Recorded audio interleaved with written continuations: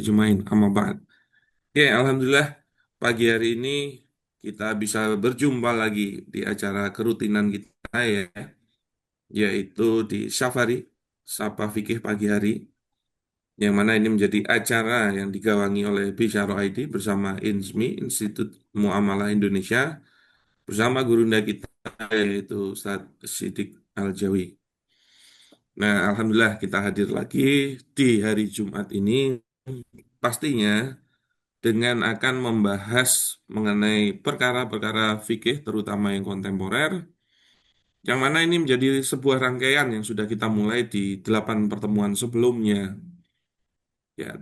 Dan dulu cikal bakal pendiskusiannya adalah tentang waris, dan ternyata akhirnya merembet masuk ke bab utang piutang, dan akhirnya yang pagi hari ini gurunda kita akan menyampaikan tentang materi terlanjur pinjam uang dari bank.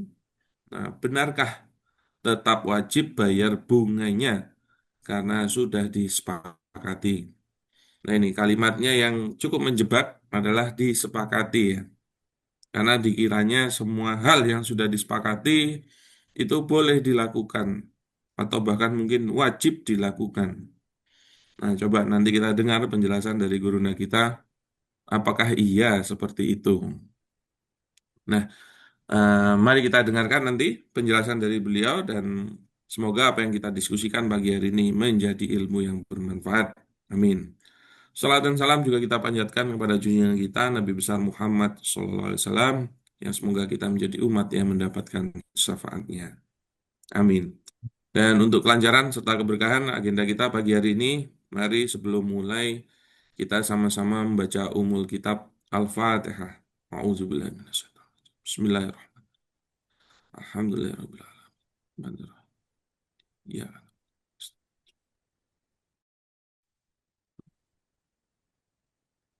amin. Oke. Alhamdulillah gurunda kita sudah hadir, Ustadz Siddiq Al-Jawi. Bagaimana kabarnya Ustadz? Sehat jenengan? Alhamdulillah, Alhamdulillah, sehat. sepertinya juga sudah menseruput kopinya ya Ustadz. Sudah segeran pagi hari ini dan nampak ganteng sekali dengan outfitnya. Padahal belum berangkat Jumatan gitu Ustadz, tapi sudah gantengnya dari subuh begitu ya. Oke, eh, selamat hadir Ustadz Siddiq Al-Jawi. Mohon diberikan atau dibagikan ilmunya, karena memang banyak juga perkara-perkara saat ini yang mungkin umat itu belum paham hukumnya, tapi main mengamalkannya. Nah, alhamdulillah sudah banyak materi-materi sebelumnya. Bagi yang belum mengikuti, silahkan nanti bisa mendapatkan informasi terhadap materi-materi sebelumnya.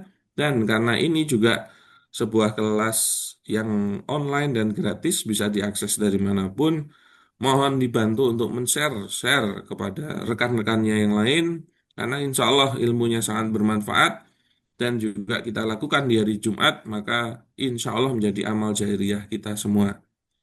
Nah, untuk itu, mari kita persiapkan diri kita untuk mendengarkan ilmu yang disampaikan oleh gurunda kita, Ustadz Siddiq Al-Jawi. Monggo, Ustadz, waktu dan tempat kami persilahkan. Baik, terima kasih Ustadz Firly. Assalamualaikum warahmatullahi wabarakatuh. Waalaikumsalam warahmatullahi wabarakatuh. Alhamdulillahi rabbil alamin. Wassalatu wassalamu ala ashrafil anbiya'i mursalin. Sayyidina Muhammadin wa ala alihi wa sahbihi ajma'in. Amma ba'du. Alhamdulillah, Alhamdulillah dengan bersyukur kepada Allah kita mulai kegiatan kita pada pagi hari ini, dan semoga salawat dan salam senantiasa dicurahkan oleh Allah kepada Nabi kita Nabi Muhammad Sallallahu Alaihi Wasallam, dan semoga salawat dan salam itu dicurahkan juga oleh Allah kepada para istri beliau, para sahabat, para tabi'in, para tabi'it tabi'in, serta siapapun kaum muslimin yang mengikuti ajaran Islam yang dibawa oleh Rasulullah Shallallahu Alaihi Wasallam dengan baik hingga hari kiamat nanti. Bapak Ibu yang berbahagia, ikhwan dan akhwat rahimakumullah, tema kita pada pagi hari ini berjudul terlanjur pinjam uang dari bank, benarkah wajib bayar bunga karena sudah disepakati? Nah, ini ada pertanyaan dari seorang teman yang menanyakan saya. Jadi ada pertanyaan, Ustadz, ada fatwa MUI, Majelis Ulama Indonesia yang menyatakan kalau seseorang terlanjur utang ke bank, maka dia tetap wajib membayar bunganya. Sesuai hadis Nabi, kaum muslimin terikat dengan syarat dan ketentuan yang disepakati. Fatwa terlampir ada di Facebook, ini ada linknya dan nanti saya tunjukkan tampilannya ya setelah saya download. Bagaimana menurut Ustadz? Nah, ternyata penanyanya itu namanya Pak Firly dari Yogyakarta. Ternyata itu, Kayaknya saya kenal ini orangnya, Ustaz. jadi Pak Firly ini sering bertanya ya. Sering bertanya. Baik, jadi ini memang benar ya ada hadis Nabi ini, tapi ini sedikit saya spill ya. Hadisnya sebenarnya ada dua versi ya. Versi pertama itu riwayat Imam Abu Dawud itu yang ini al-muslimuna Allah inda surutihim. surutihim titik di situ. Kaum muslimin itu Ya, inda surutihim ya sesuai dengan syarat-syarat mereka. Nah, ini yang diterjemahkan kaum muslimin terikat dengan syarat dan ketentuan yang disepakati. Nah, tapi ada hadis riwayat Imam Tirmidzi, redaksinya mirip ya, ada sedikit perbedaan dan ada tambahannya. Rasulullah Shallallahu Alaihi Wasallam bersabda, al muslimuna ala syurutihim illa syarton. Nah, jadi bagian awal ini mirip, tapi nanti ada tambahannya illa syarton har ahalla haroman au harroma halalan. Nah, jadi yang bagian awal ini mirip ya. Al muslimuna ala, ala pakai ala bukan inda. Kalau riwayat Abu Dawud inda surutihim. Kalau riwayat Imam Tirmidzi ala surutihim. Al muslimuna ala surutihim. Nah, kaum muslimin itu terikat dengan syarat-syarat yang disepakati, tapi lalu ada tambahannya nih. Yang ini memang tidak disebut dengan lengkap di fatwa Majelis Ulama Indonesia itu. Mestinya itu disebut yaitu illa syarton kecuali halalan. syarat yang harroma halalan mengharamkan yang halal au ahalla haroman atau yang menghalalkan yang haram ya. Jadi syarat yang mengikat itu kalau sudah disepakati itu tidak semuanya gitu Ustadz Firly. Kalau syarat itu menghalalkan yang haram atau mengharamkan yang halal, tidak boleh disepakati. Misal ya, sebagai contoh, ada pejabat-pejabat yang sepakat untuk saling korupsi ya, suap menyuap ya. Nanti misalnya pejabat mungkin bupati atau wali kota atau gubernur membuat proyek apa namanya pembangunan jembatan atau mungkin bangunan ya kan ada vendor-vendor yang ikut untuk melakukan pembangunan. Lalu ada tender sudah menang, tapi kemudian bupatinya atau pejabatnya itu membuat syarat, oke Pak, nanti dana kita cairkan, Bapak itu menang, tapi tolong nanti 25% Pak, kita minta. Oke Pak, kita sepakati. Jadi bapak-bapak dan ibu, banyak korupsi yang terjadi di Indonesia itu hasil dari kesepakatan, yaitu apa namanya vendor atau kontraktor yang memenangkan tender itu sepakat dengan oknum pejabat itu dari total anggaran itu berapa yang kemudian untuk pejabat itu persentasenya itu disepakati, ditentukan oleh pejabatnya. Ini saya minta 10% dari nilai proyek ya Pak. Oh ya Pak, setuju. Pertanyaannya apakah kemudian karena itu disepakati, apakah kemudian boleh kita itu korupsi di cara seperti itu dengan alasan lu kan sudah disepakati. Nah, jadi ini gawat sekali kalau kita itu kemudian memahami hadis itu hanya satu versi kaum muslimin terikat dengan syarat dan ketentuan yang disepakati. Loh, ini tuh riwayat Imam Abu Dawud. Riwayat Imam Tirmidzi, kaum muslimin itu benar terikat dengan syarat yang disepakati. Nah kecualinya ini, kecuali syarat yang menghalalkan yang haram atau yang mengharamkan yang halal. Ya nggak boleh, masa ada kesepakatan pemberian suap, kesepakatan pemberian gratifikasi, kesepakatan antara pedagang narkoba dan customernya itu kan kesepakatan juga. Berarti boleh nanti jual beli narkoba. Kenapa? Lawang disepakati. Nanti boleh juga yang namanya perzinahan, prostitusi. Kenapa? Disepakati, terikat. Kan kacau. Ya, jadi saya mohon maaf ini saya memberikan kritik kepada bapak-bapak di Majelis Ulama Indonesia. Ini ya kita jangan begitulah gitu. Mohon ditinjau ulang itu fatwanya. Nah, ini fatwanya ada di Facebook. Terlanjur utang dengan riba di bank. Ini solusinya. Nah, ini ya, ini sudah saya download. Nah, ternyata ini ada deskripsinya kita baca secara lengkap ya. Bagaimana pandangan syariah atas pinjaman berbunga atau riba yang telah terlanjur terjadi.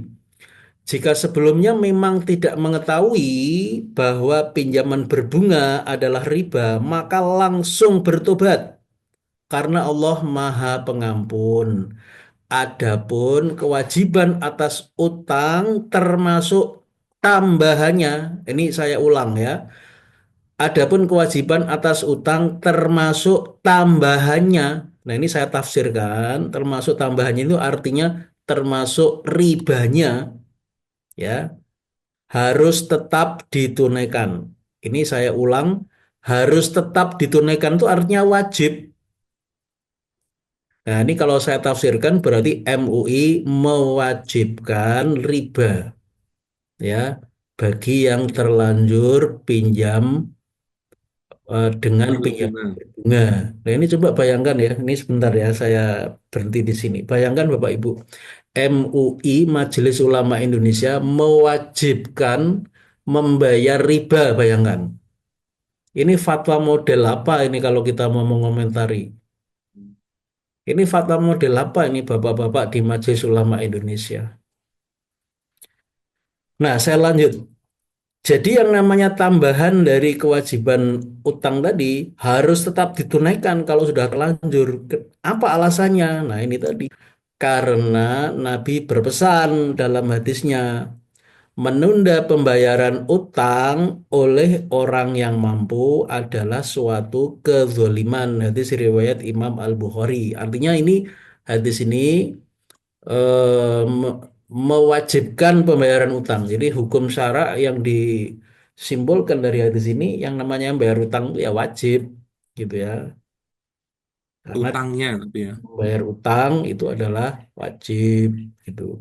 Nah, dan benar itu utangnya bukan utang plus riba. Jadi salah juga kayak mohon maaf kalau MUI menggunakan hadis ini untuk mewajibkan pembayaran utang dengan tambahannya. Ini Rasulullah mengatakan menunda pembayaran utang oleh orang yang mampu adalah suatu kezaliman. Itu bahasa Arabnya matlul ghaniyyi zulmun gitu. Pembayaran utang bukan pembayaran utang dan bunganya. Enggak, Rasulullah ini saya bantah langsung ya supaya Bapak Ibu menjadi jelas. Oke. Apakah sah menurut syariah jika hanya ingin melunasi pokok pinjaman saja dan menolak bunga serta dendanya? Jawaban MUI, Bapak Ibu sekalian, ini asli dari mereka ya, bukan tulisan saya ini, asli dari mereka. Jawabannya tidak sah kalau bayar pokok utangnya doang, ribanya nggak dibayar itu tidak sah. Jadi harus utangnya dibayar, ribanya dibayar sesuai dengan kaidah yang dikutip dari pesan Nabi, orang Islam terikat dengan syarat dan ketentuan yang telah disepakati. Ya, hadis tadi al-muslimuna Hmm. Ainda surutihim.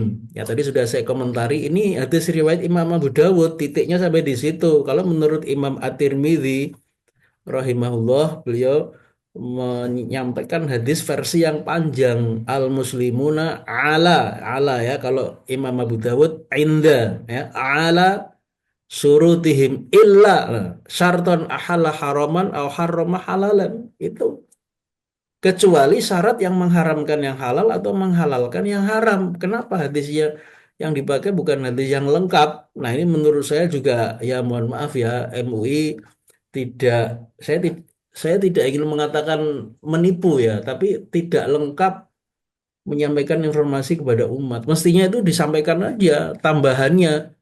Orang Islam terikat dengan syarat dan ketentuan yang telah disepakati, koma, kecuali syarat yang menghalalkan yang haram atau yang mengharamkan yang halal.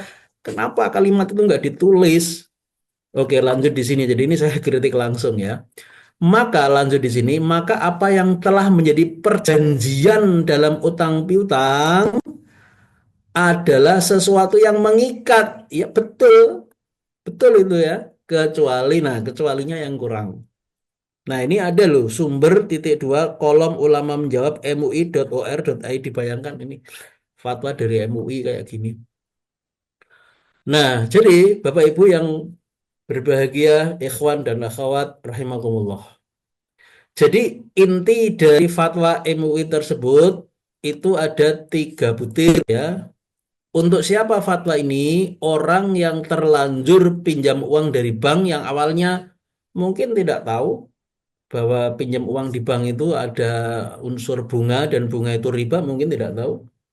Atau mungkin dia mengikuti fatwa ulama yang keliru bahwa bunga bank itu bukan riba dengan banyak alasan bla bla bla. Oh itu bunga bank itu sekedar mengimbangi inflasi. Kalau inflasi 1 tahun 6%, nilai uang kita turun, inflasi, ya wajar bunganya itu 6%, bla bla bla. Alasan-alasan yang kayak gitu itu bisa menyesatkan orang gitu. Akhirnya mungkin orang pinjam karena mengikuti pendapat yang salah itu. Oh nggak apa-apa ya karena sekedar mengimbangi inflasi kok bunga itu rasional gitu ya. Padahal ya nggak bener itu ya. Nah, jadi fatwa itu untuk siapa? Orang yang terlanjur punya uang, pinjam uang dari bank, kemudian tahu bahwa bunga itu riba. Oh, ternyata kok menurut fatwa MUI sendiri, bunga bank itu riba ya. Itu ada loh fatwanya dari MUI sendiri, dari fatwa Komisi Fatwa tahun 2004. Ini MUI nasional ya, Majelis Ulama Pusat tahun 2004. Fatwa nomor 1 itu memfatwakan bunga bank itu haram itu ya.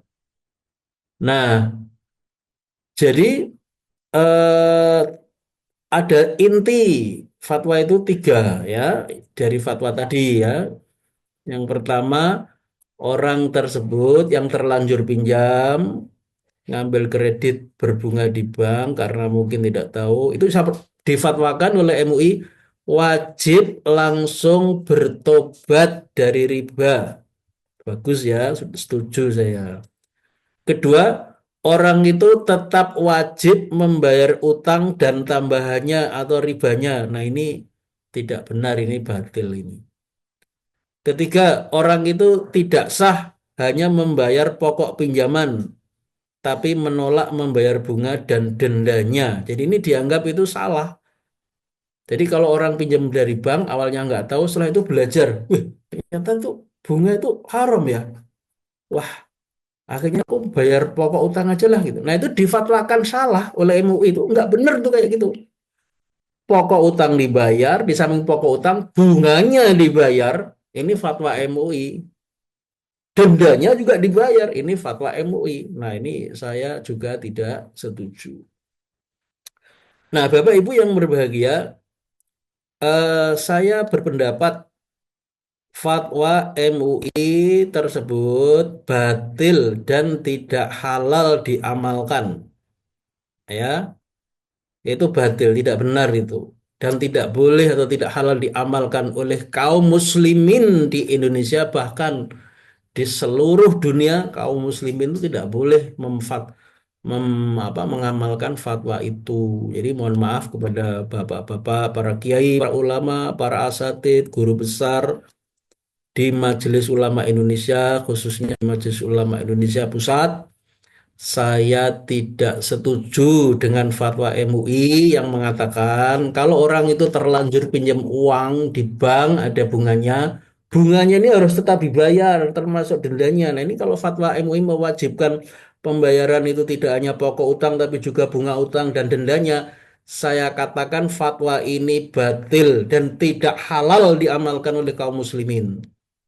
Saya punya alasan. Yang pertama adalah karena dalam fatwa MUI tersebut terdapat kontradiksi antara fatwa pertama dengan fatwa kedua dan ketiga yang mengakibatkan tobatnya tidak sah. Ya, nanti saya tunjukkan. Kenapa kok kontradiksi? Karena gini, kalau namanya tobat itu kan berhenti dari perbuatan dosa. Nah, berhenti dari perbuatan dosa, kalau dosanya riba, itu lalu apa coba? Action kita ini apa? Kalau kita bertobat dari zina, yuk berhenti dari zinanya. Kalau kita bertobat dari minum khamr, ya berhenti, jangan minum khamr lagi. Sekarang, kalau kita bertobat dari riba, apa action kita? Berhenti dari riba kan? Iya kan? Ribanya berhenti. Lah kok ini difatwakan ribanya itu tidak berhenti dan wajib dibayar?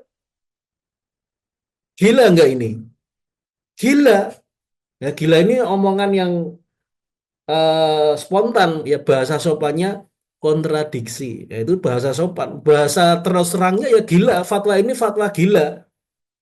Orang yang terlibat riba wajib bertobat. Loh, tobat itu kan satu menyesal ya menurut Imam Nawawi, menyesal an-nadam. Kedua al-iqla'. Al-iqla' itu berhenti, stop dari perbuatan yang haramnya atau perbuatan dosanya berhenti.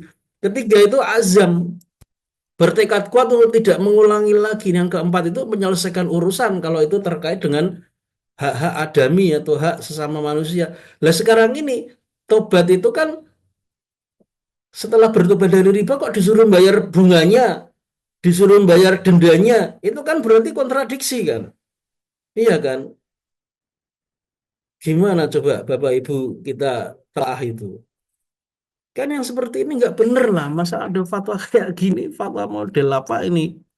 Ya, mohon maaf nanti mungkin video saya sampai kepada Majelis Ulama Indonesia. Ini tidak benar nih Bapak-bapak memfatwakan seperti itu. Nggak benar Pak, mohon maaf.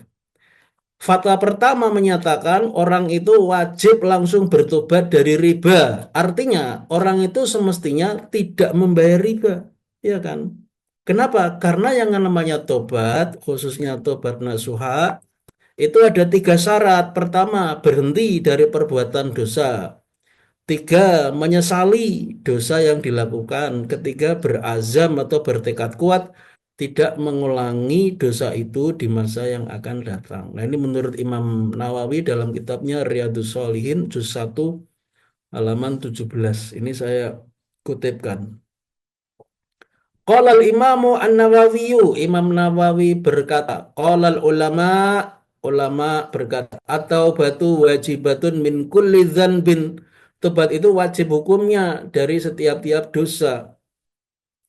Fa in kana al-ma'siyatu bainal abdi wa bainallahi ta'ala la tata'allaqu bihaqqin adamiyyin falaha salah satu surutin. Jika maksiat yang terjadi itu antara hamba dengan Allah yang tidak berkaitan dengan hak adami atau hak sesama manusia seperti utang piutang dan lain-lain, maka tobat ini mempunyai tiga syarat. Ahaduha, yang pertama, an yuqli'a anil maksiati, ya, orang itu berhenti dari maksiatnya.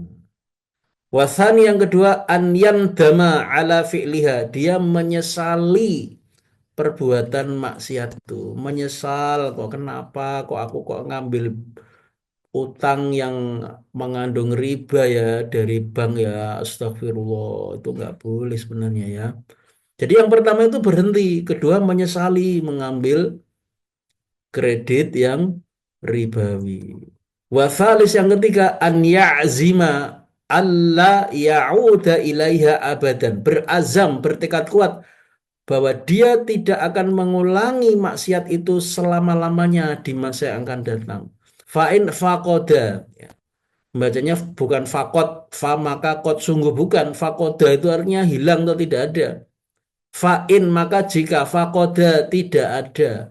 Ahadus salah satu dari tiga syarat itu apa kata Imam Nawawi? Lam tasihha taubatuhu, tidak sah tobatnya. Jadi kalau misalnya orang melakukan maksiat, ternyata dia tidak menyesal, malah bangga. Wah, dulu aku itu kalau masalah membunuh orang itu orang saya tusuk aja nggak peduli aku. Jadi ketika orang itu membanggakan perbuatan yang dosa di zaman dulu, bukan menyesali, malah cerita dengan nada membanggakan, berarti itu nggak menyesal.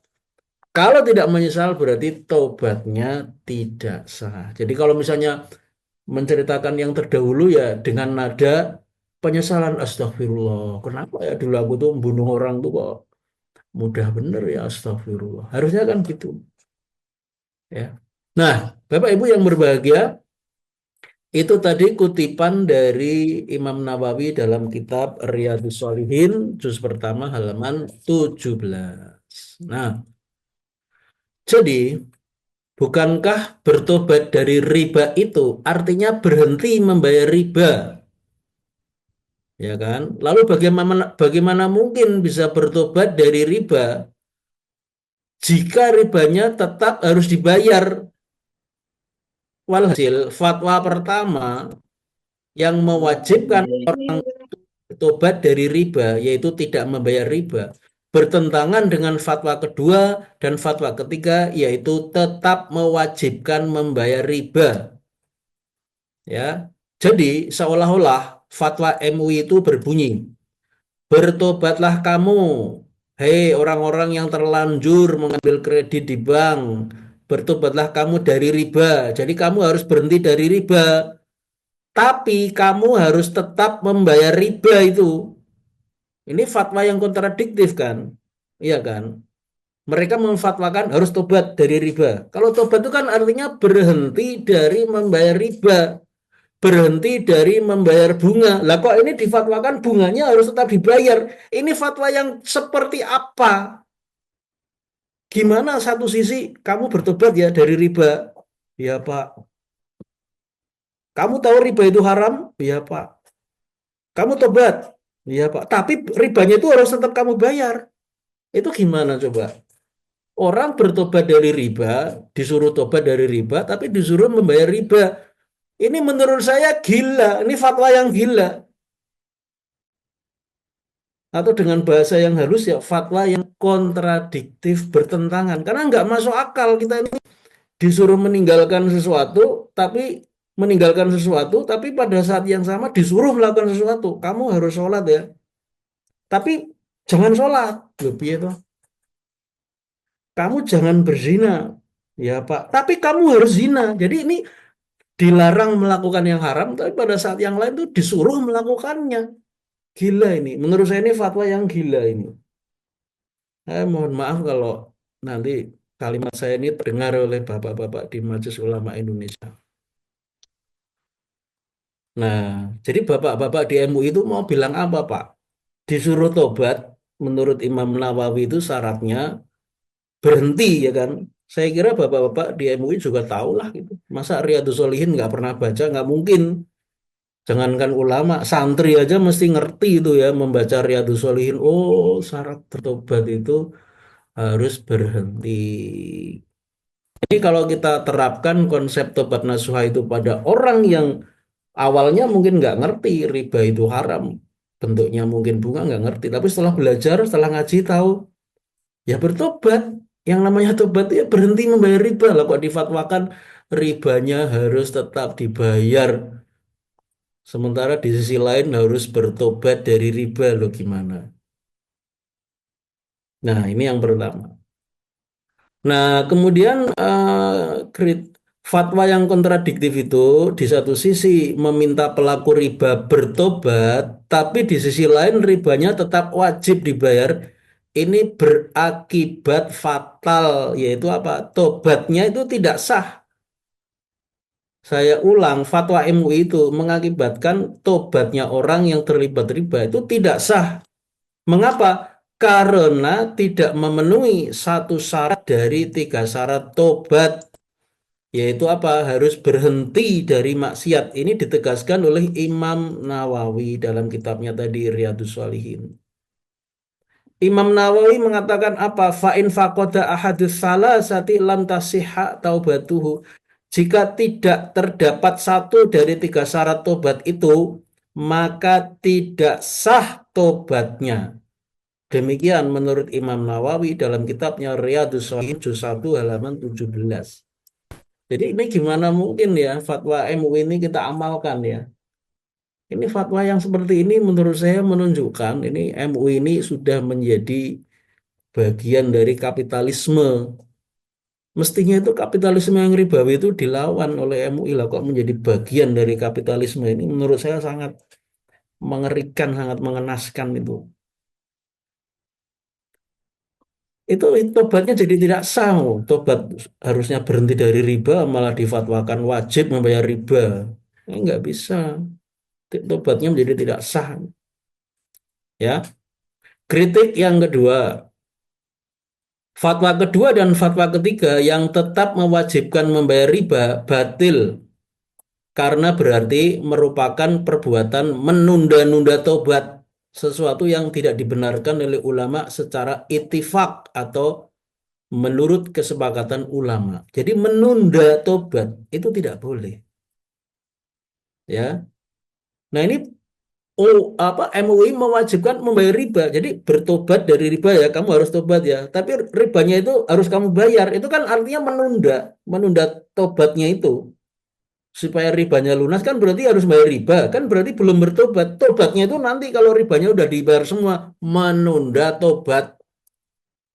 Nah, ini saya kutipkan pernyataan Imam Nawawi dalam Syarah Sahih Muslim. Nah, beliau mengatakan apa tuh?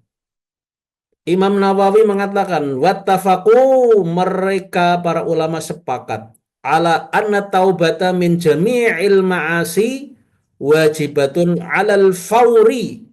Mereka para ulama sepakat bahwa tobat dari segala maksiat wajib dilakukan dengan segera, alal faur. Ya, dalam bahasa Arab alal faur itu harus segera. Lawannya at-tarahi, tidak ada jeda atau penundaan. Wala yajuzu takhiruha. Nah, ini dan tidak boleh menundanya. Domir hanis ini kembali kepada atau batu. Wala yajuzu takhiruha ay wala yajuzu takhirut taubati. Tidak boleh menunda tobat itu sawaun kanatil maksiatu shaghiratan au kabiratan. Baik maksiat itu dosa kecil maupun dosa besar. Nah, ini menurut Imam Nawawi di kitabnya Syarah Sahih Muslim juz ke-17 halaman 59. Bayangkan, MUI memberi fatwa kalau orang terlanjur mengambil kredit perbankan harus dibayar pokok utang bunganya. Itu kan berarti kalau memfatwakan bunganya harus dibayar kan menunda tobat. Padahal menunda tobat itu nggak boleh, baik itu tobat dari dosa kecil maupun dosa besar itu nggak boleh ditunda. Kok malah menunda-nunda tobat? Mohon maaf ini bapak-bapak di MUI, tolonglah itu fatwanya itu ditinjau ulang. Jangan sampai bapak-bapak itu menjadi agen dari kapitalisme global yang itu destruktif, ribawi itu kan merusak masyarakat. MUI kok menjadi agen kapitalis itu menurut saya sangat menyedihkan itu. Ulama itu mestinya itu menjadi warasatul anbiya, para pewaris, para penerus dari para nabi terdahulu. Para nabi itu tidak mewariskan dinar atau dirham, tapi mewariskan ilmu, yaitu ilmu syariat, fatwakan yang benar dalam syariat Islam. Kenapa kok memfatwakan yang pro kepada kapitalisme ribawi? Ya, nah ini saya kutipkan kitabnya langsung nih dari Cara Saya Muslim, kitabnya saya buka, walaupun mungkin kitabnya tidak kitab physically ya, tapi bisa dilihat di internet sangat mudah. Kita melacak fisik apa namanya bacaannya secara otentik. Nah, dalam Syarah Sahih Muslim pada juz yang ke-17 halaman 59, Imam Nawawi mengatakan kalimat yang tadi saya kutip tuh di sini ya. Wattafaqu ala anna taubata min jami'il ma'asi wajibatun wa annaha wajibatun alal fauri. Mereka para ulama sepakat bahwa tobat itu dari semua maksiat itu wajib hukumnya dan bahwa tobat itu wajib dilakukan secara segera. Nih, lihat alal fauri. La yajuzu takhiruha, tidak boleh menundanya, menunda tobat itu sawaun kanatil maksiatu soghirotan au kabirotan, sama saja apakah maksiat itu dosa kecil atau dosa besar. Ini apalagi ini riba, ini dosa besar. Gimana coba dosa besar tapi tobatnya ditunda-tunda supaya apa? Supaya aman kepentingan kaum kapitalis, supaya aman loh. Mestinya itu ulama itu jangan memposisikan seperti itu. Kok ulama menjadi agen kapitalis ribawi? Ulama itu mestinya itu ya memegang Quran dan Sunnah, membela umat, melawan kapitalisme. Lah kok ini malah pro kepada kapitalisme, menginjak-injak, memaksakan fatwa kepada umat. Ini nggak boleh, Bapak-Bapak MUI kok positioning Bapak itu kayak gitu amat, ya. Nah, dalam hal ini ada ayat-ayat Quran yang memerintahkan kita ini bersegera, ya, untuk bertobat. Nah, di dalam surat Ali Imran ayat 133, wasari'u ila maghfiratim mir rabbikum wa jannatin 'arduhas samawati wal ardu uiddat lil muttaqin. Bersegeralah kamu menuju ampunan dari Tuhanmu dan bersegeralah kamu menuju surga yang luasnya itu seperti langit dan bumi. Uiddat lil muttaqin, yang disediakan bagi orang-orang yang bertakwa. Ini Quran surat Ali Imran ayat 133 ya. Oke, itu kritik yang kedua. Kritik saya yang ketiga untuk fatwa itu, fatwa kedua dan ketiga yang tetap mewajibkan membayar riba bagi yang pinjam uang atau melakukan qard ya dari bank batil karena bertentangan dengan ijma ulama yang sepakat mengharamkan tambahan atas pinjaman atau atas qard jika dipersyaratkan. Jadi Bapak Ibu yang berbahagia, para ulama itu sudah sepakat, sudah ijma, nggak boleh kalau qard atau pinjaman itu ada tambahannya, itu nggak boleh itu. Itu sudah ijma itu.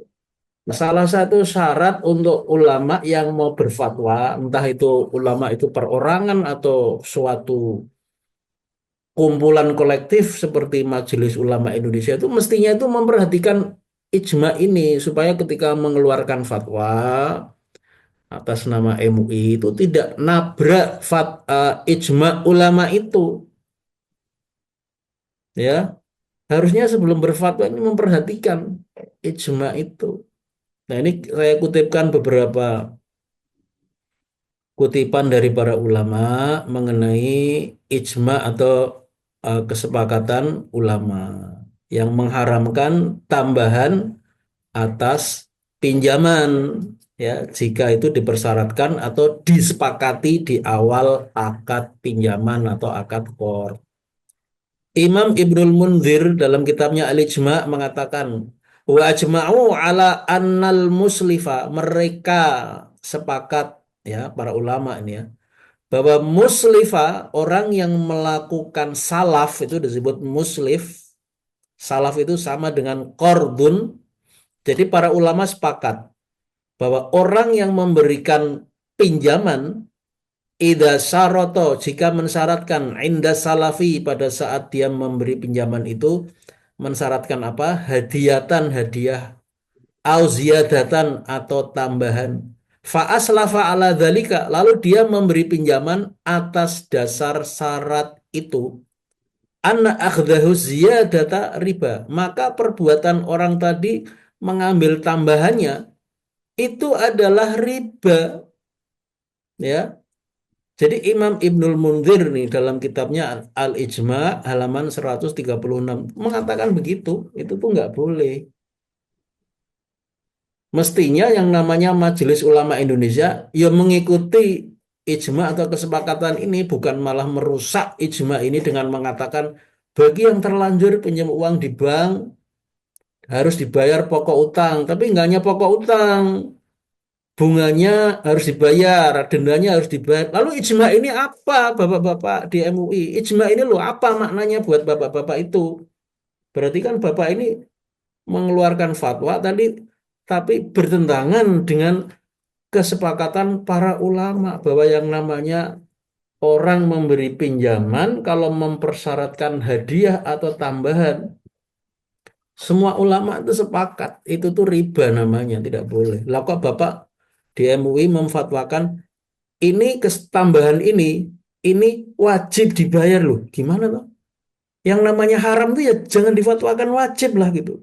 Haram ya haram. Kok malah difatwakan wajib membayar hanya gara-gara awalnya tidak tahu bunga bank itu riba, setelah itu tahu, lalu harus tetap dibayar. Ya nggak bisa. Ini saya kutipkan pendapat kutipan dari Imam Ibnu Qudamah dalam kitabnya Al-Mughni. Beliau mengatakan, kullu wa kullu qardin dan setiap-tiap qard atau pinjaman syarata fihi yang mensyaratkan di dalam pinjaman itu an yazidahu adanya suatu tambahan fahuwa haramun maka dia itu adalah haram bighairi khilafin tidak ada perbedaan pendapat di kalangan ulama tuh ya. Bighairi khilafin itu artinya ini tuh pendapat para ulama secara konsensus, tidak ada beda pendapat. Kalau ada orang pinjam ke bank itu akadnya qard, lalu ada persyaratan banknya itu minta tambahan misalnya 5%, 6% per tahun. Ini tuh para ulama itu tidak ada beda pendapat bahwa ini hukumnya haram, nggak ada perbedaan pendapat. Satu lagi dari Imam Ibnu Taimiyah dalam kitabnya Majmu'ul Fatawa, beliau mengatakan waqad tafaqal ulama'u ala annal muqtaridho. Waqad dan sungguh ittafaqo telah sepakat al ulama'u para ulama.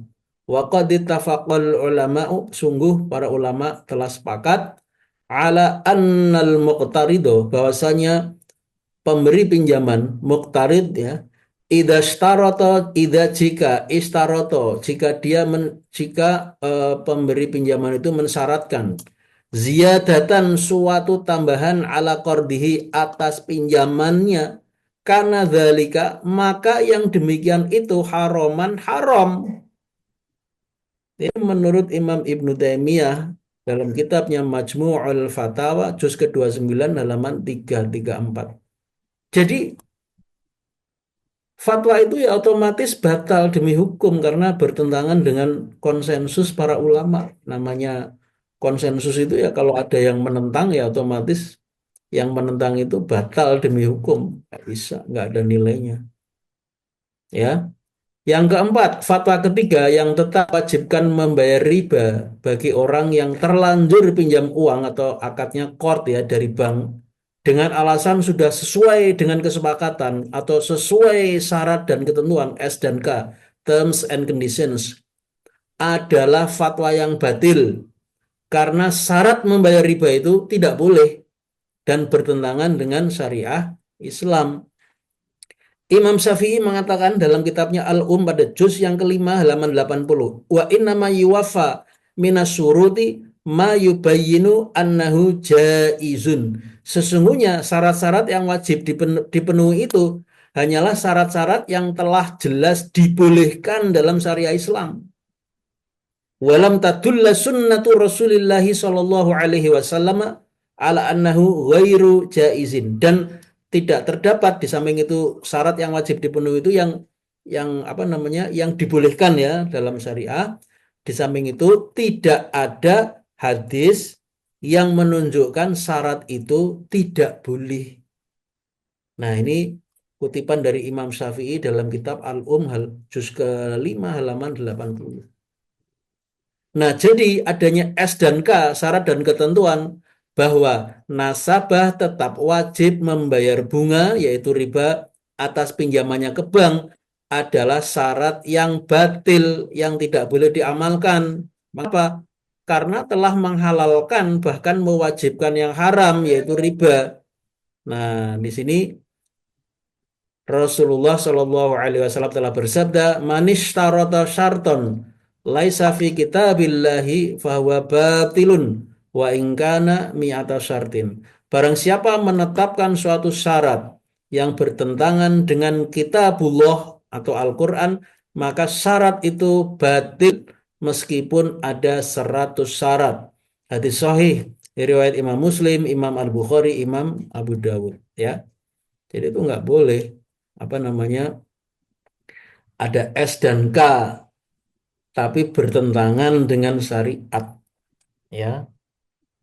Yang ini difatwakan ya, S dan K ini difatwakan oleh MUI. Silahkan yang terlanjur itu bertobat, tapi harus tetap membayar riba, harus tetap membayar denda. Nah, ini kan persyaratan yang disepakati kan antara debitur dengan kreditur.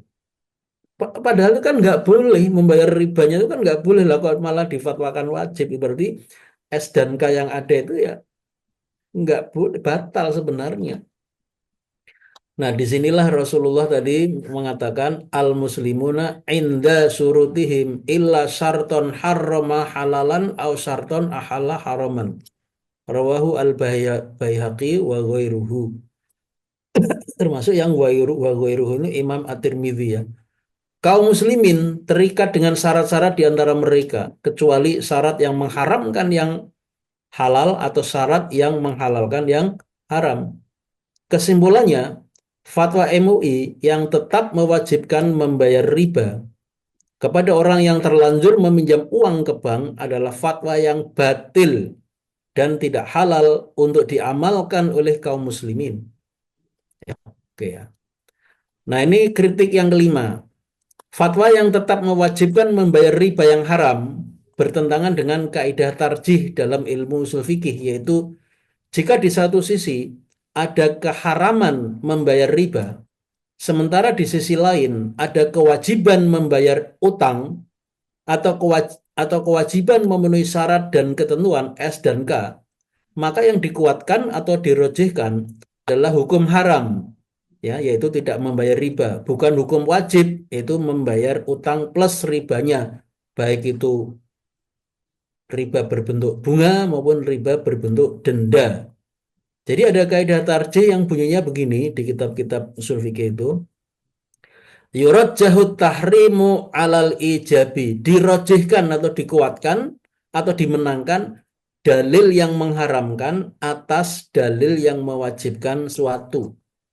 Ya, ini disebut di kitab Imam Taqiyuddin An-Nabhani, As-Saksiyah Al-Islamiyah Juz 3 halaman 493, juga disebut oleh Imam Al-Baidawi dalam kitabnya Nihayatus Sul, Syarah Minhajil Usul fi Ilmil Usul Juz keempat halaman 503. Jadi ini kalau kita tarjih, fatwa MUI itu kan mewajibkan membayar riba kan. Itu MUI itu mewajibkan membayar riba. Ya. Sementara ketentuan syariat itu kan haram, membayar riba itu haram. Nah, ini kalau ditarjih pun itu tuh nggak benar, fatwa MUI itu nggak benar hasilnya, karena dalil yang mengharamkan itu lebih kuat daripada dalil yang mewajibkan. Yurajjahu tahrimu alal ijab. Itu secara ilmu usul fikih itu fatwa MUI itu akhirnya hancur, itu nggak ada nilainya karena mereka mengatakan wajib, wajib membayar bunga, Syariat mengatakan bayar bunga itu haram. Antara yang haram dengan yang wajib itu lebih kuat yang haram. Itu secara ilmu usul fikih, khususnya kalau kita nanti belajar bab tarjih. Ya, tarjih itu taqwiyatu ahadid dalilaini alal akhar liyu'mala bihi liwujudi maziyatin fid dalili ar-rajih. Itu definisi tarjih menurut saya Muhammad Hussein Abdullah dalam kitabnya Al-Wadih fi Usul Fikih. Jadi tarjih itu adalah menguatkan salah satu dari dua dalil taqwiyatu ahadid dalilaini alal akhar atas dalil yang lain liyu'mala bihi untuk diamalkan liwujudi maziyatin ya karena adanya keunggulan atau keistimewaan fit dalili ar-rajih pada dalil yang rajih atau yang lebih kuat. Baik, saya kira itu Bapak Ibu yang berbahagia. Terima kasih atas perhatian Bapak Ibu semua. Saya mohon maaf, mungkin ada kalimat atau kata-kata yang mungkin terlalu apa ya, terlalu emosional ya. Karena ini memang menurut saya fatwa yang harus dikritik dengan keras ya. Oke, terima kasih. Assalamualaikum warahmatullahi Siap. wabarakatuh. Waalaikumsalam warahmatullahi wabarakatuh. Oke, siap. Matur nuwun ilmunya Ustadz. Sangat bermanfaat untuk kita memahami ya walaupun tadi memang penyampaiannya cukup ekspresif ya.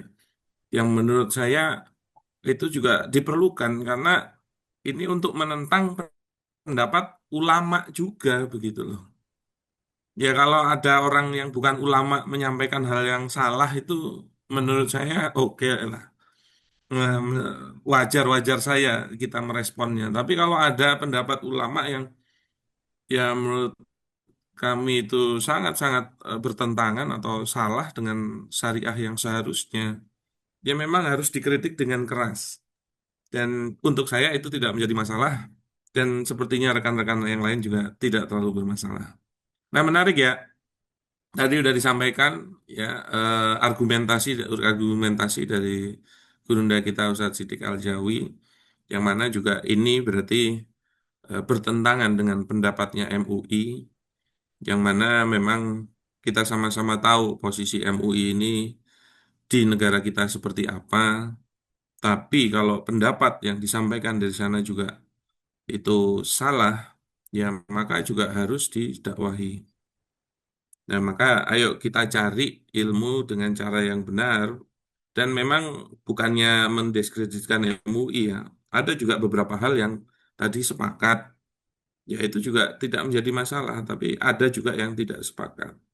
Nah, disitulah kita membutuhkan ilmunya agar kita juga mempunyai maklumat untuk berhujah, ya tidak hanya kosongan, asal manut. Ustadz Firly ini mohon maaf ini audio saya error ya. Saya yang tidak bisa mendengar Ustadz Firly.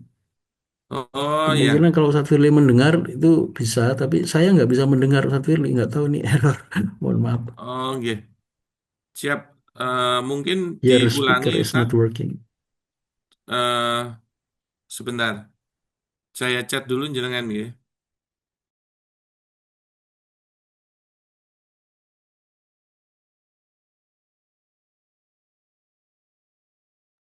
Nah, sebentar, Ustaz.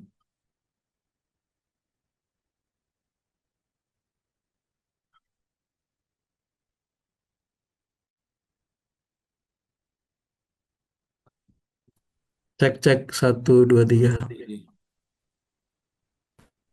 Ah, Cek cek kalau di sini satu dua kedengaran, tiga. Ustaz. Kalau di sini Oh kami iya iya. mendengar. Iya iya oke. Sudah bisa? Bisa bisa bisa. Oh ya, siap, siap. Oke.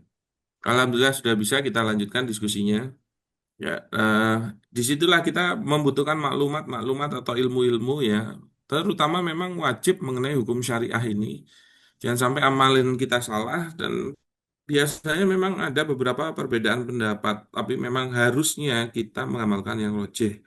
Nah, untuk itulah kenapa dibutuhkan belajar ya, tidak hanya dari satu rumusan, tapi dari banyak rumusan, biar kita semakin banyak maklumatnya. Nah, habis ini kita akan masuk kepada forum tanya jawab, tapi seperti biasa, mohon perkenankan kami untuk menginformasikan agenda dari Bisaroh ID dan juga INSMI, Institut Muamalah Indonesia, kolaborasi antara kami dengan gurunda kita Ustadz Sidik Aljawi. Nah, ini mengenai kuliah waris komprehensif. Nah, kenapa kuliah? Karena 6 bulan, yaitu 1 semester. Dan karena pertemuannya tiap minggu, ini online ya, jadi bisa diikuti dari manapun, dan insya Allah ilmunya sangat menarik dengan 24 materi komprehensif selama 24 kali pertemuan. Nah, kita akan belajar mengenai kuliah waris yang komprehensif. Nanti saya sampaikan apa saja materinya. Yang ini menjadi pembeda atau value yang berbeda dengan mungkin majelis-majelis yang lainnya. Ya, jadi tidak hanya sehari langsung untuk menghitung begini-gini gini. Karena kalau ada mau menghitung pun sebenarnya sekarang sudah banyak aplikasi ya. Tapi kita sendiri harus paham ilmunya itu. Nah, karena ini juga judulnya kuliah, jadi ada SPP bulanannya. Dan ini insya Allah relatif terjangkau. Nanti disampaikan berapa nilainya. Nah, inilah kabar baik untuk kita, yaitu adanya forum kuliah waris komprehensif. Nah, waris ini salah satu ilmu yang mulai menghilang ya, dan belum tentu bisa kita dapatkan di bangku-bangku sekolah atau selama kita mungkin sekolah dulu sampai kuliah ya, belum tentu. Nah, tapi kita harus paham, jangan sampai nanti pas waktunya kita punya hak waris, kita tidak tahu dalam hal tersebut atau membagi haknya orang lain dengan nilai yang salah. Nah, ini silabus fikihnya menarik sekali, 24 kali pertemuan. Saya waktu saat Sidik membuat materinya aja sampai geleng-geleng nih. Udah kepingin segera ya, tat dimulai. Karena sudah kepingin mendapatkan ilmu-ilmu ini ya, yang kita akan breakdown satu-satu ini. Nah, dan insya Allah komprehensif karena juga sesuai silabusnya ada dari hal yang dasar hingga yang detailing. Nah, berapa biayanya? Nah, ini yang kami bilang terjangkau, yaitu hanya 250.000 per bulan. Dan 1 bulan itu 4 kali pertemuan ya. Jadi kurang lebih ya hanya 1 kali pertemuan itu 60 ribuan. Nah, kalau mau lebih murah lagi, bisa ambil yang langsung 1 semester. Atau mendaftarkan untuk satu keluarga yang jumlahnya 5 orang. Nah, ini semakin efisien lagi, dan Anda bisa membagikan ke saudara-saudara Anda. Karena jangan sampai nanti menghitungnya dengan para ahli waris yang lain, ternyata dasarnya beda. Nah, kadang-kadang ya, kalau ada permasalahan internal, terutama di keluarga, itu kalau sesama keluarga itu ngasih tahu itu sikap protektifnya itu lebih tinggi. Nah, kalau pakai pihak ketiga yang ngasih tahu, nah itu lebih aman sebenarnya untuk urusan atau hubungan Anda. Nah, mumpung nih ada majelisnya yang kita siapkan, nah ayo segera diikuti, yang insya Allah kita akan mulai di akhir bulan ini, di hari Kamis tanggal 30 Juli. Jadi tinggal beberapa hari, yaitu sekitar 20 harian. Ya, masih banyak waktu untuk mempersiapkan kemampuan, waktu, energi, dan materi. Nah, jangan lewatkan informasi ini dan ikuti kelasnya karena insya Allah sangat menarik. Sudah cukup banyak yang ikut atau daftar dan kuota kita sebenarnya hanya 100 orang. Nah, maka ayo segera diamankan. Nah, itu informasi dari kami mengenai agenda dari Bisyarah dan Insmi. Nah, di kolom chat itu ada link pendaftarannya. Nah, silakan nanti kalau bagi yang berminat untuk mengikutinya dengan mengklik dari link tersebut. Mau nanya-nanya dulu juga silakan. Nah, kita masuk ke agenda yang berikutnya yaitu tanya jawab. Nah, ini ada yang bertanya nih, Ustadz. Bismillah, Ustadz izin bertanya. Nah, ini mungkin babnya nggak spesifik tentang ini, tapi juga nyerempet-nyerempet. Dulu BPJS saya didaftarkan Bapak. Saya juga nggak pernah bayar-bayar BPJS, yang bayar Bapak. Nah, setelah nikah saya nggak mau lanjutin bayar karena tahu hukumnya haram, yaitu asuransi. Tapi waktu itu, tapi waktu itu pas lahiran akhirnya dipakai sekali untuk sesar. Jadi menggunakan operasi sesar untuk kelahiran karena biayanya sesar lumayan mahal. Nah, habis itu nggak dipakai-pakai lagi. Ke rumah sakit pakai umum saja, bahkan anak sakit juga pakai umum. Sampai akhirnya BPJS-nya dipindahkan ke BPI, PBI. Ini BPJS yang gratis, penerima bantuan iuran, Ustaz. Ya. Nah, tapi tagihan yang dulu yang nggak dibayar setelah sesar ditagih terus sama BPJS-nya. Pertanyaannya, apakah perlu dibayar atau enggak, Ustadz? Jazakallah khairan. Nah, memang BPJS ini agak tricky-tricky juga ini, Ustadz. Silakan, Ustadz. Ya, pada prinsipnya kalau menurut pendapat saya pribadi, yang namanya BPJS itu bermasalah dengan dua alasan ya. Yang pertama, BPJS itu sebenarnya asuransi konvensional ya. Jadi bukan asuransi syariah. Jadi itu saya punya cerita dikit ya. Jadi dulu tahun 2015 ketika BPJS eh, kesehatan mau dijalankan oleh pemerintah itu 2015. Itu saya mengikuti namanya Ijtima Ulama MUI seluruh Indonesia. Itu diselenggarakan di Kabupaten Tegal. Saya ikut itu. Namanya Ijtima Ulama MUI level nasional. Nah, salah satu persoalan ijtimaiyah atau persoalan sosial yang dibicarakan di acara Ijtima Ulama itu di Tegal, Jawa Tengah, kabupaten ya, bukan kota, itu tentang BPJS.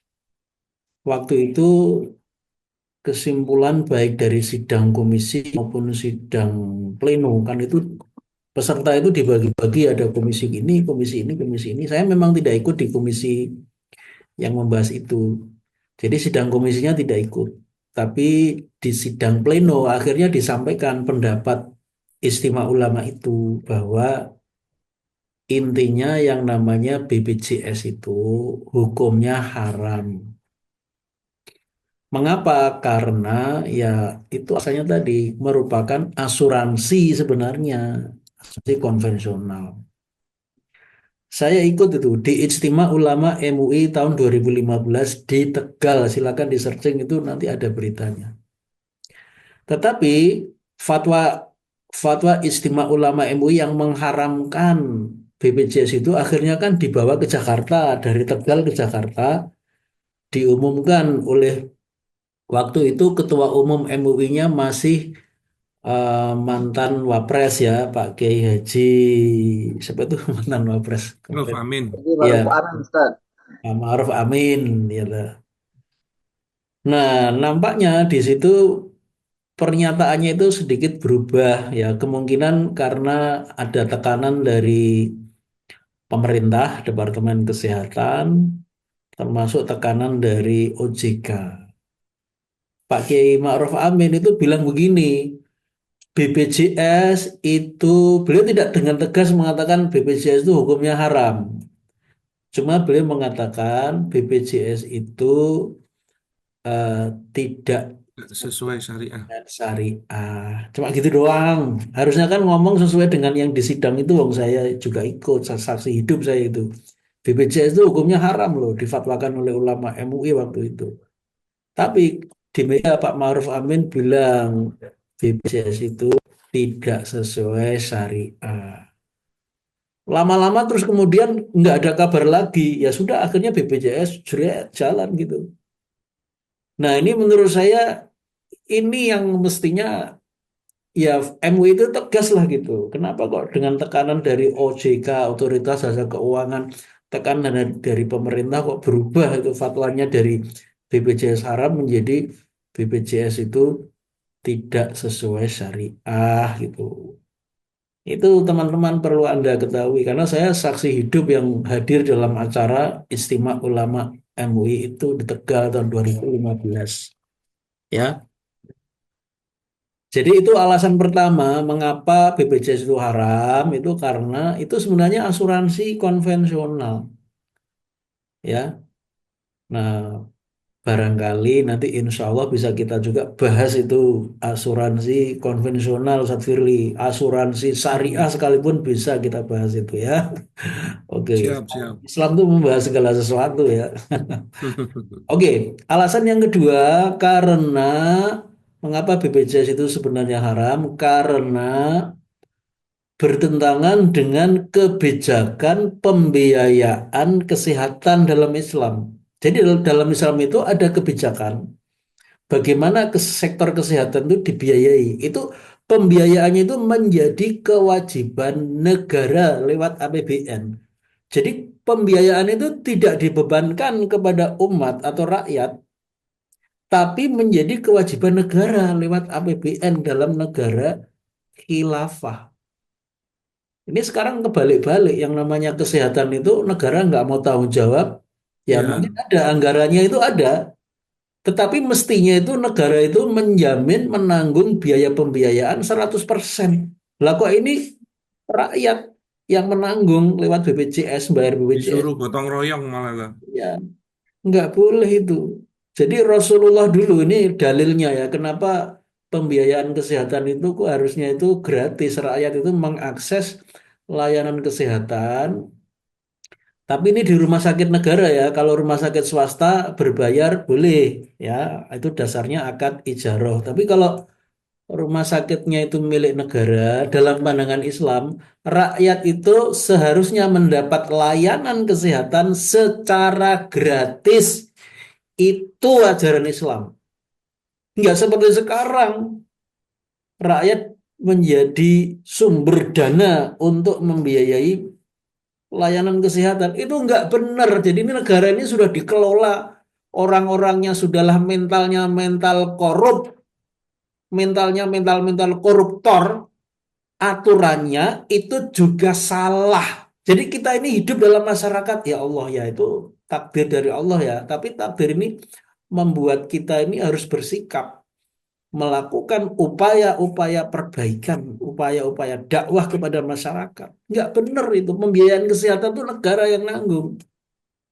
Di zaman Rasulullah SAW, ini salah satu dalilnya, Rasulullah itu kan pernah mengirim surat ke Mesir, ke Raja Mukaukis, di samping ke raja-raja pemimpin-pemimpin yang lain ya. Salah satunya ke Raja Mesir waktu itu namanya Mukaukis tuh. Aslim taslam. Dalam suratnya Rasulullah mengatakan aslim, masuk Islamlah kamu. Taslam, niscaya kamu selamat. Raja Mesir mau nggak masuk Islam pada waktu itu? Jawabannya tidak.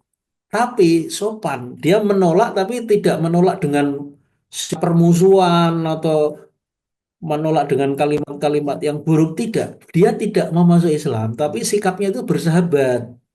Mengirim Raja Mukaukis itu hadiah-hadiah kepada Rasulullah, kirim hadiah. Salah satu hadiahnya itu bentuknya apa? Tabib. Tabib itu artinya kalau sekarang itu ya dokter, ahli pengobatan.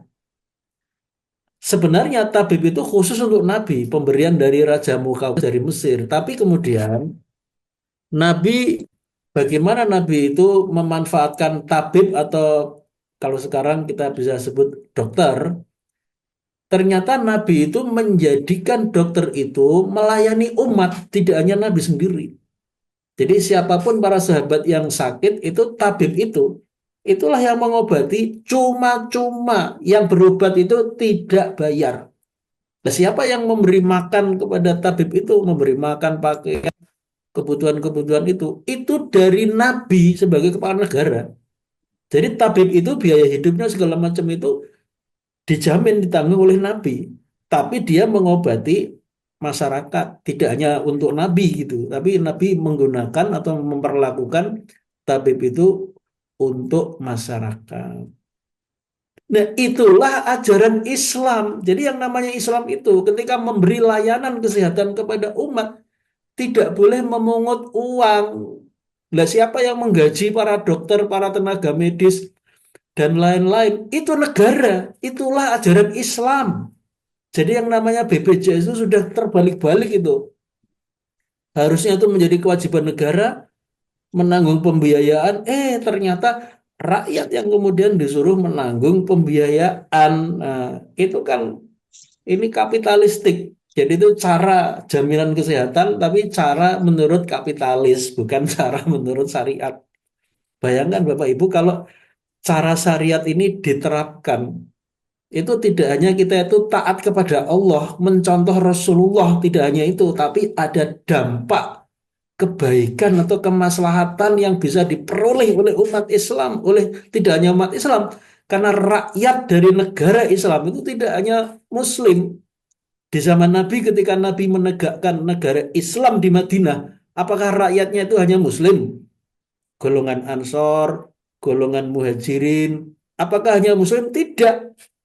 Dalam negara Islam atau masyarakat Islam ada di zaman dulu, di zaman Nabi di Madinah, ada orang Yahudinya. Juga dalam perkembangan sejarah ada orang Nasraninya. Jadi yang namanya layanan kesehatan gratis oleh fasilitas kesehatan negara itu untuk semuanya, for everyone, not for Muslim only. Untuk Muslim, non-Muslim, itulah Islam. Kita kehilangan ajaran Islam itu sangat besar.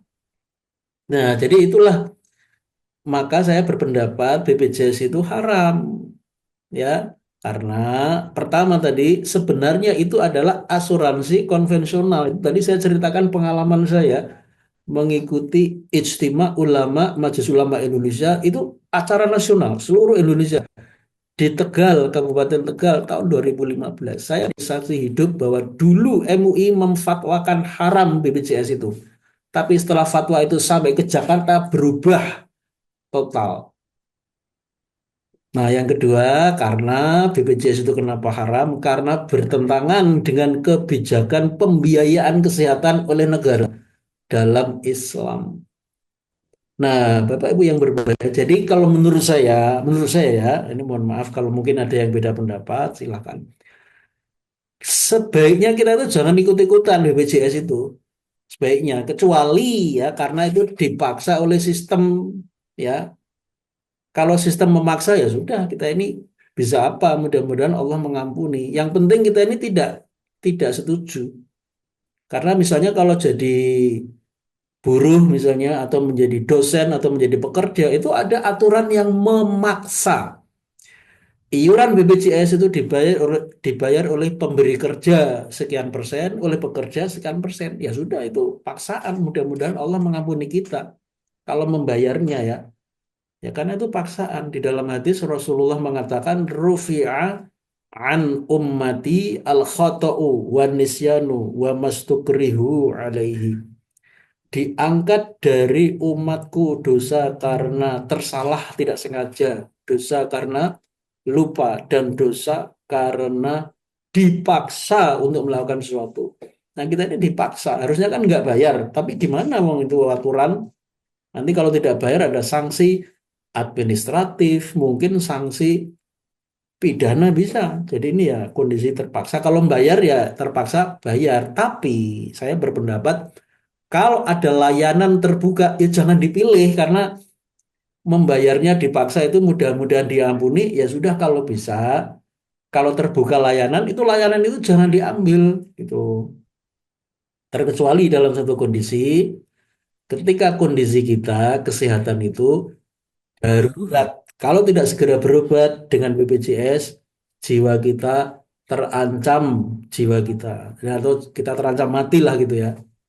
Ya, jadi disitulah ada pengamalan kaidah fikih ad-daruratu tubihul mahzurat. Kondisi-kondisi darurat itu membolehkan hal-hal yang diharamkan. Nah, kalau tadi kan ceritanya kondisinya operasi sesar ya, itu menurut saya ya termasuk kondisi yang darurat itu ya.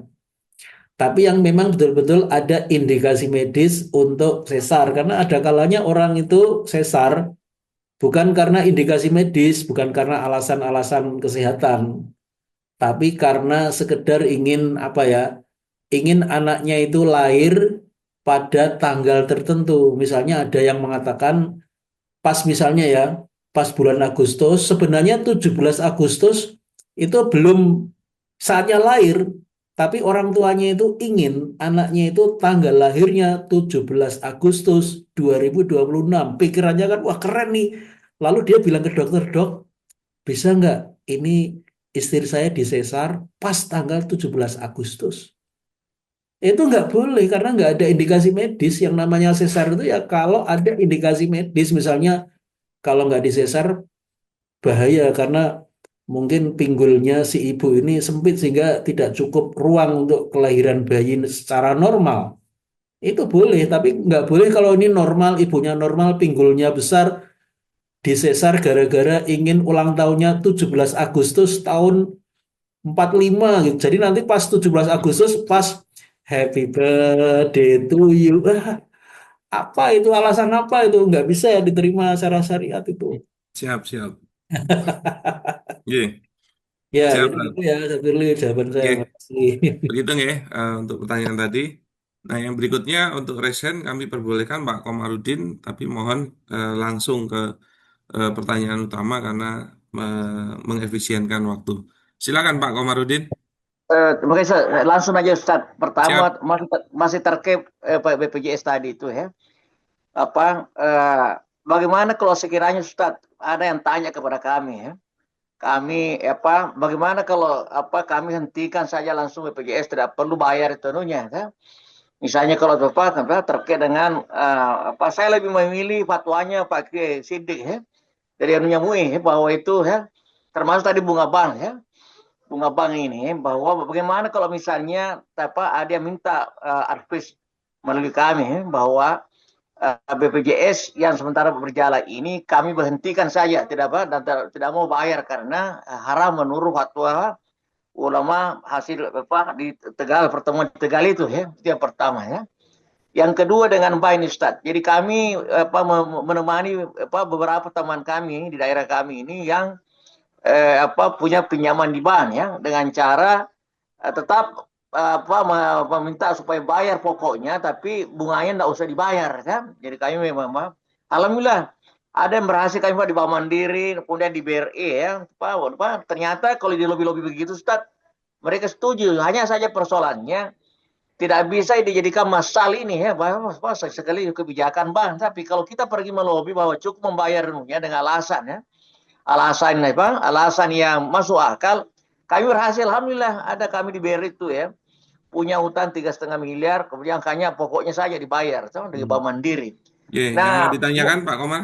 pertanyaan saya Ustaz ini pertanyaan yang sifatnya himbauan mungkin perlu Ustaz kita percaya audiens silaturahim dengan pengambil kebijakan di pucuk pimpanan perbankan itu ya yang dianu JK misalnya ini agar bisa lebih luas banyak orang terbebas dari riba ini Ustaz karena kalaupun misalnya ini kata kami berharap sebenarnya supaya lebih banyak orang tertolong ini tidak membayar lagi bunga mungkin bisa misalnya pakai sidik lebih bicara misalnya melobi ke pengambil kebijakan Ustaz artinya supaya lebih banyak orang tertolong ini ya terima kasih Ustaz itu Siap, aja siap.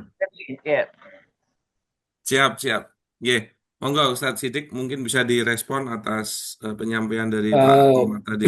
baik yang pertama ya tentang misalnya ada yang bertanya kepada Pak Kamarudin, ini kami mau bayar BPJS atau tidak ya? Lalu Pak Kamarudin mengatakan nggak usah dibayar. Nah, menurut saya itu jawaban itu benar, tidak usah dibayar karena ada fatwa ulama, tapi bersyarat, syaratnya adalah itu aman atau tidak ada mudorot kepada kita.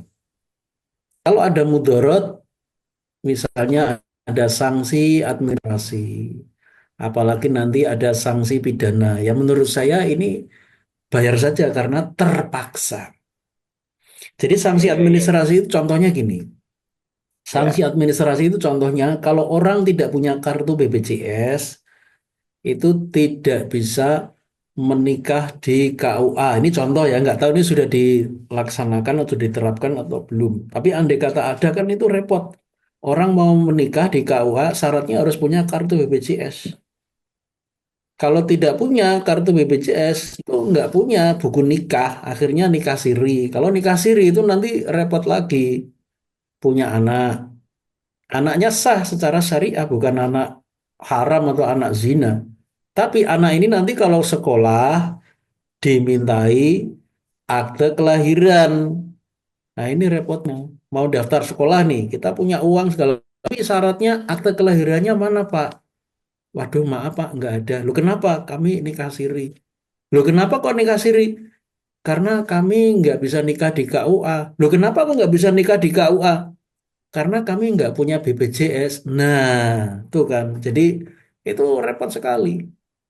Nah, maka dari Ya, itu Ustaz. saya mengatakan ya kalau memang mau bertahan tidak mau membayar, silahkan. Itu bagus ya. Tapi tolong Ya, dipertimbangkan risikonya. Kalau misalnya menimbulkan mudarat ya menurut saya bayar tidak iya, apa-apa. iya. Tapi kita tetap istilahnya apa ya? Kita paham itu sebenarnya paksaan sistem. Ya, itu satu. Ya kan terpaksa, ya. Kita Ya, terpaksa. Yang ya. kedua itu terkait dengan apa tadi Pak Firly? Bang, Audiensi Nah, kepada audiensi ini ya, yaitu Ustaz. Iya, Ustaz. mudah-mudahan usulan yang bagus ya kita tampung ya insya Allah nanti kalau ada momentumnya, ada waktunya, ada tempatnya, ada peristiwanya yang sesuai atau cocok ya mudah-mudahan bisa saya sampaikan. Ya, Minimal Ustaz. yang saya lakukan adalah memberikan edukasi kepada masyarakat ya seperti ini. Di Iya, Ustaz. samping edukasi juga memberikan kritik kepada Majelis Ulama Indonesia. Saya sendiri juga jangan salah ya, saya ini juga pernah menjadi anggota MUI. Saya itu di Jogja itu pernah menjadi anggota Komisi Fatwa MUI Provinsi Daerah Istimewa Yogyakarta. Jadi saya itu mengkritik ya sebenarnya mengkritik saya sendiri. Iya, Ya, jadi saya ketika mengkritik MUI bukan dalam konteks memusuhi karena saya pernah ada di dalamnya gitu. Ya, iya, jadi Ustaz.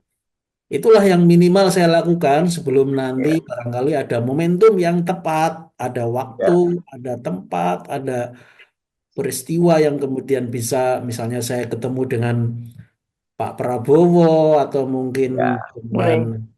MUI atau yang lainnya. Nanti ya mudah-mudahan saya bisa speak up kepada mereka.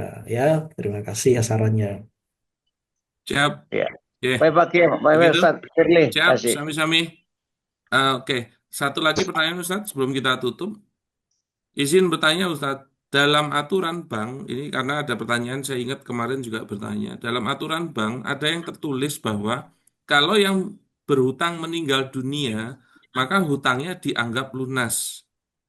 Nah, sebagai ahli waris, apakah wajib melunasinya atau bagaimana yang benar menurut Islam? Jadi ada apa namanya peraturan seperti itu kalau yang meninggal yang berhutang meninggal maka dianggap lunas. Nah, pertanyaannya apakah benar hutangnya bisa dianggap lunas atau tetap ada kewajiban membayarnya dikarenakan adanya eh, apa namanya ketentuan tersebut, Ustaz. Banyak yang terjadi juga seperti ini. Menurut saya itu begini, kalau bank mengatakan lunas, itu kita minta surat bebas utang.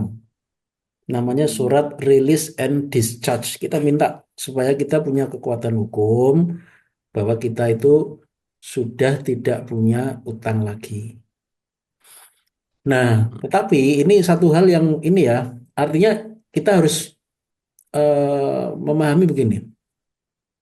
Ada kemungkinan, walaupun mungkin tidak bukan satu-satunya kemungkinan ya. Kenapa kok bank itu kemudian membebaskan utang ketika debitur itu meninggal dunia? Apakah itu karena bank itu berbuat baik, melakukan amal soleh? Itu Hmm, sebenarnya tidak. karena ada Kenapa? asuransinya juga. Karena bank itu ketika memberikan kredit, itu mereka mengasuransikan kredit itu di bank lain. Jadi ada sejenis bank yang itu banknya itu memang customer-customernya itu bukan publik ya, tapi customernya itu bank. Saya pernah ngobrol dengan seorang teman. Teman saya itu dulu mantan pekerja bank atau mungkin lembaga keuangan yang eh, apa namanya lembaga keuangan itu bertransaksinya dengan bank, yaitu ketika bank itu memberikan kredit itu kan ada risiko gagal bayar.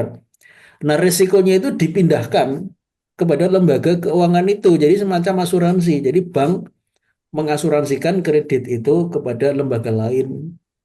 bank membayar premi iuran kepada lembaga itu. Dengan perjanjian gini, kalau nanti kredit yang diberikan bank itu kepada customer itu gagal bayar, itu bank itu nggak rugi karena nanti lembaga keuangan itu itulah yang akan membayar sisa utang dari customer yang gagal bayar itu. Nah, gitu. Tapi Hmm. apapun juga ya, menurut saya memang kalau memang benar-benar terlepas ya, ini terlepas dari latar belakangnya itu ya. Kalau memang bank itu menganggap lunas itu yang penting kita itu punya pegangan ya, minta yang namanya surat bebas utang. Ini supaya jelas, supaya tegas ketentuan syariahnya karena dalam syariah itu ada yang namanya akad ibro. Akad ibro itu akad pembebasan utang itu dibolehkan. Terlepas dari latar belakangnya yang kayak tadi ya, itu Ya, urusan ya. bank itu ya. Tapi kita harus tahu, kita jangan beranggapan, oh banknya kok baik hati sekali ya, baik hati dan tidak sombong ya. Tidak, Bapak Ibu, Nggak mungkin. nggak ada itu kayak gitu dalam dunia kapitalis itu nggak ada. Bank itu Mm-mm. membebaskan utang untuk apa namanya debitur yang meninggal itu ya gara-gara dia itu mengasuransikan kredit itu kepada lembaga keuangan yang lainnya. Dia mengasuransikan kredit itu. Tapi apapun juga alasannya, kita itu harus memahami yang namanya dalam Islam itu ada yang namanya al-ibro. Al-ibro itu akad Pembebasan pembebasan utang. utang. Jadi pihak kreditur itu menganggap Oke. utang debitur lunas. Nah, itu tuh boleh. Namanya al-ibro. Ya, bahasa Inggrisnya discharge of the debt. Ya, discharge of the debt. Pembebasan utang itu boleh secara syariat dengan dasar Quran surat Al-Baqarah 280. Wa in kana dzu usratin fanadhiratun ila maisarah wa an tasaddaqu khairul lakum in kuntum ta'lamun. Kalau orang yang berutang kepada kamu dalam kesulitan, berilah dia tenggang waktu sampai dia mampu, ya. Tapi kalau kamu membebaskan utang itu lebih baik kalau kamu tahu. Nah, itu surat Al-Baqarah 280 itu yang menjadi dalil bolehnya al-ibro. Al-ibro itu artinya pembebasan utang atau bahasa Inggrisnya itu discharge of the debt. Itu boleh dalam syariah. Tapi ini harus betul-betul ditegaskan, jangan hanya omongan terus kita nggak punya bukti apa-apa. Nanti sulit ya kalau kita misalnya ada pihak ketiga yang memerlukan bukti bahwa bebas utang dari bank. Apa buktinya Pak? Bapak sudah bebas dari utang. Waduh itu banknya kemarin bilang gitu Pak. Nah kan repot. Jadi minta surat bebas utang atau al-ibro. Ya, oke saya kira itu. Terima kasih.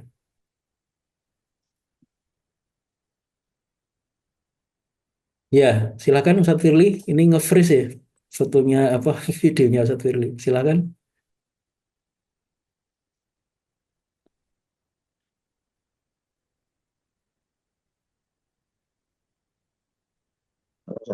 Gangguan, gangguan mungkin Iya, Ustaz iya, Firly ini. cek, cek, iya, bisa, bisa. Ya, oke. Halo, Ustadz Firly. Gambarnya, Cek, videonya. cek. Iya, iya, iya, iya. Nge-freeze tadi. Mungkin Hilang kalau, suaranya Ustaz. Siap. iya, iya, iya. Mungkin kalau videonya bisa dimatiin. Yang penting suaranya aja dulu. Ya, Kalau, masuk suara saya. iya, masuk, masuk Ya suaranya. Ustaz, kedengaran suaranya Ustaz. Iya, iya. Masuk suaranya tadi, Ustadz Firly.